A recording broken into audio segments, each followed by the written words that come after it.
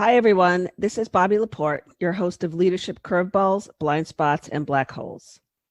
Each week, we help busy leaders navigate through complex and volatile times with practical solutions for real-life challenges. In this episode, we'll talk about how to respond to yet another reorganization in your company, what to do when your work is not valued, and what happened when our In the Fire special guest, Customer Success Executive April Oman, took a new job that didn't work out. So let's get started with our curveball of the week. It seems like every day we see news of shakeups at the highest and broadest levels of the national businesses we know, as well as those in our own hometowns. Change in response to economic issues, market disruption, staying competitive and relevant. These and other challenges seem to be driving more and more frequent major reorganizations. The old guard is out, the new kids are in. Let's consider what's likely a familiar scenario. You've probably seen this movie before. Your company seems to be moving along well, the business is growing. Sure, you may not be dazzling Wall Street, but right now things feel good, people are working hard, progress is being made. Then there is a surprise management shakeup at the top that directly affects your organization. You're not sure what this specifically means for you and your team, but you're pretty sure it won't end there. And you're right. There's another change announced, more fallout, then another. It feels like you just can't get the ground to start moving under you, to feel some stability, some certainty, some foundation to plan how you regroup and respond. You may be waiting a long time. In situations like this, things can change in an instant, and you have little time to regroup. This is one of the lessons I've learned through my Ironman racing experience, and that's the importance of quickly cutting the time to respond to reduce potential derailment. So how can you respond? Well, in my experience, there's two ways you can look at this. Number one, you can look at this as a loss and basically say another change, a new direction, and fall back on your habitual reactions that create a, oh well, business as usual response. Or you can take a different approach and adopt a mindset that views change as possibility, not loss.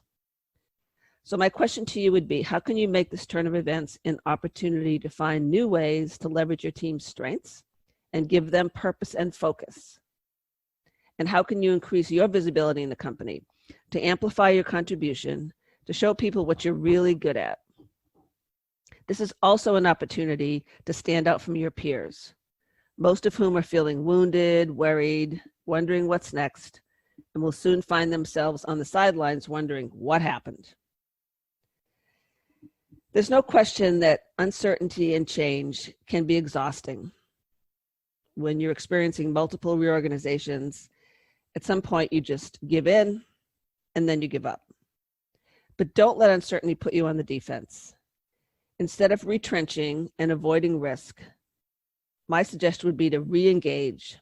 Use this opportunity and put you and your team in a position to not just weather the next change, because you know there will be one, but embrace it and run like the wind with it. That's it for our curveball of the week. Next up in this episode is our confidence killer of the week, which starts in a few seconds.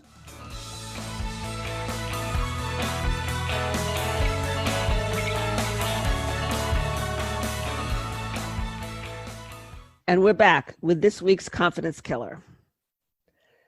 What do you do when you feel that you are working hard and contributing, but your work is not being seen as valued? There's no doubt this can pose a real threat to your confidence to do your job. We all have a human need to be acknowledged and valued. In fact, the latest Gallup poll on employee engagement cites that being acknowledged is the #1 driver of employee engagement.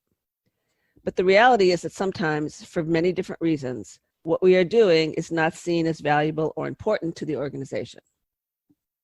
So here's a scenario that happens all too often. One of my clients is a senior executive at a major software company. She joined the company to take on a new role, transforming an outdated yet critically important part of their business. Her credentials to take on this key role are second to none, having performed successfully in similar situations for other major software companies. She understood the task at hand, the challenges it represented. She knew the internal landscape. She knew who she would need to win over as supporters and what was necessary to rebuild her team. She made great progress in her first year in her role, and yet her boss had little acknowledgement of her efforts or contributions. So how does this happen when someone does everything required to exceed the expectations of their role? Well, whether it's a mature organization or an early stage venture, competition dictates speed, disruption, constant change. And one of the consequences of this is that organizations become largely siloed, focusing on their own goals and issues with little collaboration or shared platform for success. Sometimes it seems like your peers are all working on more exciting things, getting visibility and attention. Your boss seems more interested and supportive of their work, only casually in yours. So you start to read into this. Maybe you are slowly being pushed aside. Maybe you're no longer relevant in the company. What are your peers seeing and saying about you and your work? You like your work and your team. It just feels like what you are doing is not seen as important or having any impact on the business. So what can you do when it appears that you are not top of mind when it comes to key players and contributors? Well, in my experience, there's two key issues here. The first one is, does your work connect in a meaningful way to the larger business strategy? I know this might seem obvious, but we're often busy and focused on what we're doing, and we don't take the time to ask the question, what is the ROI of my team's work? How does it directly enable the success of the business? So when you ask yourself these questions, don't sugarcoat the answer you discover. You may need to dig deeper to connect to what really matters to your boss and the organization. Go right to the source. Talk to your boss, make it a point, and you may have to drive this process yourself, to check in regularly with your boss to see, are you on track? To understand how he or she sees your value, to key into how you can help him or her succeed. And watch for signs from your peers on how they are getting visibility and the recognition you are seeking. Listen to how they and others describe what they're working on for cues on what the organization values. The second factor at work here is, are you actively promoting what you and your team are working on? Many of us shun for what we feel is shameless self-promotion. I totally understand that, but it is a critical survival skill in today's competitive environment.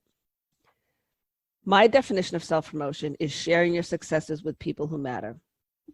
As a leader, you have a responsibility to share your team's successes for their career advancement and yours, and also, very importantly, to share examples with others in the organization who can learn from your success. In a busy, competitive environment that we all operate in, successes help buoy everyone in the organization during challenging times. And they also start to create an environment that supports everyone's success. In our changing and uncertain environment, things can change in an instant. So don't make any assumptions about your value based on what you've done in the past. Be able to continuously question, rethink, adjust, and deliver new value every day. That's the challenge of today's leaders. So the next time you start questioning if your work is valued, take the offense and assess what you can do to stay relevant in your company. That's it for our confidence killer of the week, but don't go away. In the Fire is up next and starts in a few seconds, featuring our special guest, Customer Success Executive April Oman, who shares with us what she did when she took a new job that didn't work out.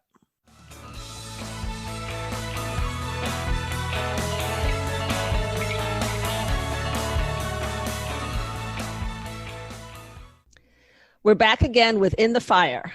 Today we are joined by our special guest, April Oman, who is Senior Vice President of Customer Success and Experience at D2L, a global ed tech company based in Canada. April has held a number of customer service roles throughout her career, including at Salesforce and Zora.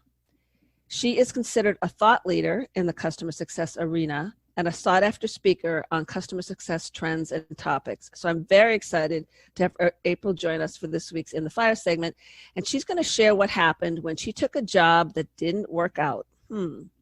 So April, welcome to the podcast. Bobby, thank you so much for having me. We both know that job changes are happening more regularly. And so I really think this topic is both timely and relevant. Absolutely. Yep. And I hope by sharing my challenging career experience, it will help others in their career development and progression.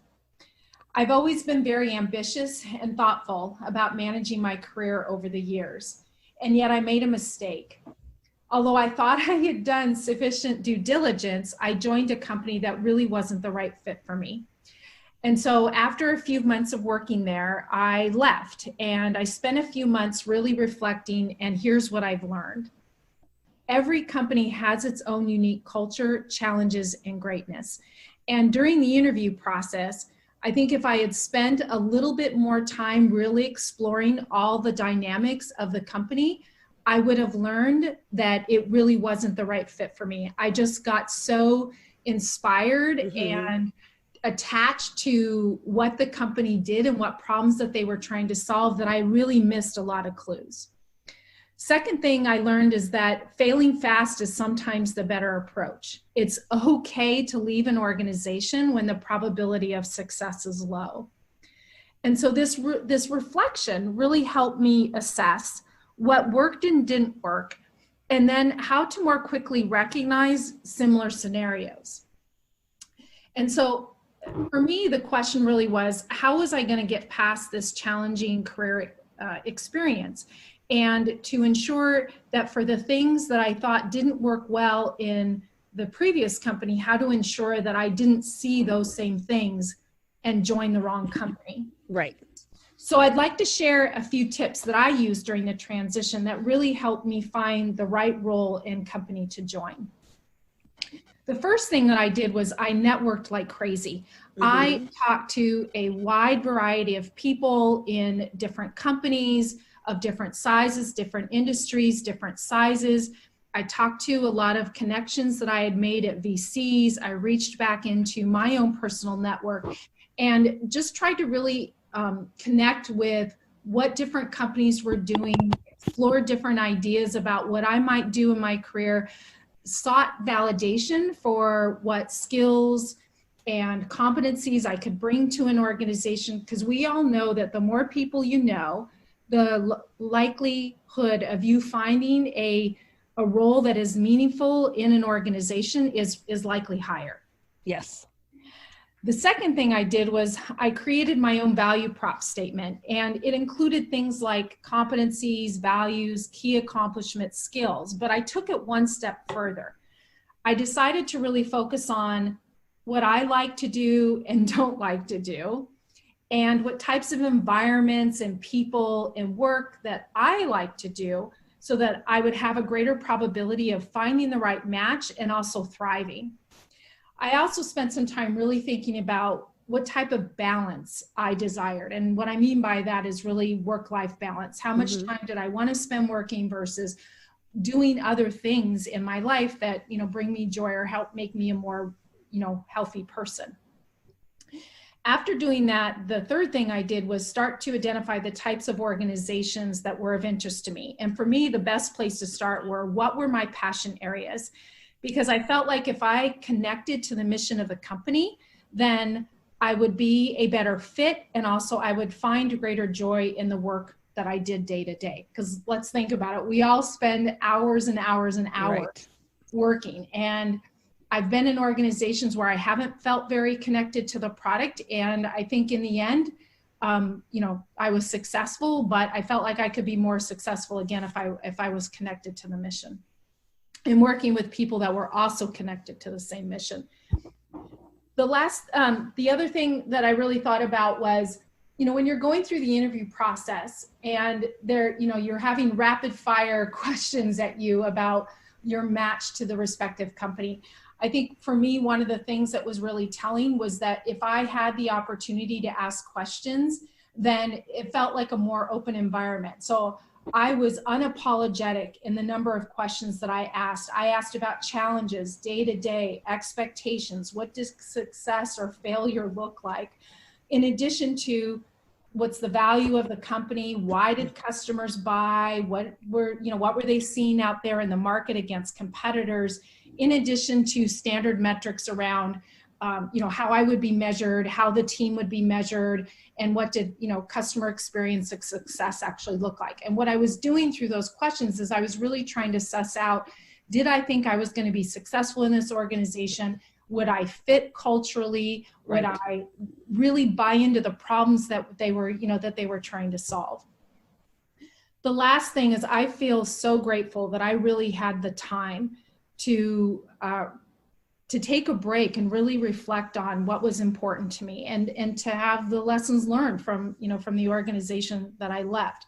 And I think if anyone has the ability to do that financially, to take that break and be brave enough to walk away with your pride intact, that's the best thing that you can possibly do. So these are the things that really work for me. And, I'm happy to share that I recently passed my 3-year anniversary at my current employer. I was promoted. Congratulations. Thank you. I was promoted to SVP a year ago. So I found the right place. And I think, it took patience. It took a lot of reflection. It took connecting with people to really validate for me what was going to be the right next step for me in my career. So that is how I got through my challenging career experience. Well, you definitely have shared some really valuable lessons learned, and it sounds like you've successfully applied those to the transition you made into DTL, because you've been there for 3 years now, and you've been promoted and very successful. So there is life after leaving a job, right, that was not a good fit. Yeah, absolutely. Yeah. Absolutely. And one of the things I want to comment on, you mentioned your network. And I think that's so important, because so many, while we know that's a critical currency for executives today, we're so busy and people just don't have time to reach out and keep their network fresh. And then when it comes to times like this, when you're in a job search or you need something and you feel like you have to go back out and rebuild or refresh your network. So I know that that's maintaining a robust network, investing in that is something that is really important to you and that you're very good at. And so I think that's another really important lesson for our listeners, is that you need to keep those contacts and those connections fresh. You need to nurture them, because there's many other ways that your network pays off. But in this case in particular, when you need to make a transition, and as you pointed out in the beginning, it's so much more common now in this dynamic and competitive workplace that we're in, that changing into another job and having a job maybe not quite work out like yours did is so much more common, I think, than people believe that it is. So I agree. Yeah. So I really thank you so much for your time today. I really appreciate your advice and your insights and your willingness to share the lessons learned and to share your story. So thank you. And thanks also to our listeners. We hope that this week's episode of Leadership Curveballs, Blind Spots, and Black Holes provided you with some practical solutions and insights to the challenges you face as you navigate your own leadership journey. So join us next time for another episode of Leadership Curveballs, Blind Spots, and Black Holes.